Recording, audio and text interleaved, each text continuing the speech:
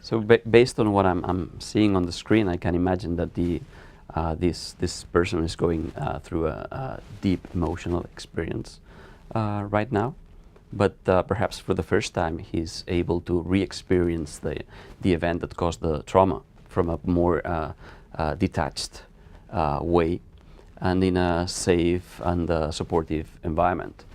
And maybe by confronting these fears, these demons, he'll have a better chance to overcome them. People that have gone through the ayahuasca experience tell us fits very well with what we see in our neuroimaging studies, because ayahuasca basically activates deep areas of the brain that are involved in the processing of emotions and memories. And people who have participated in ayahuasca sessions say that the experience is basically an introspective voyage in which they re-examine some meaningful and perhaps painful memories and life events they've gone through. We have done neuroimaging studies during the effect of ayahuasca. We see that we see these increases in blood flow, which are coupled with activation of neurons in those areas I mentioned that process emotion and memory. And we've also done neuroimaging studies 24 hours after an ayahuasca session.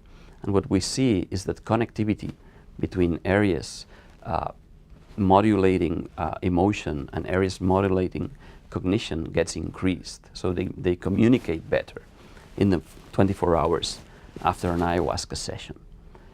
We have also administered certain questionnaires that quantify this capacity to detach yourself from your negative emotions.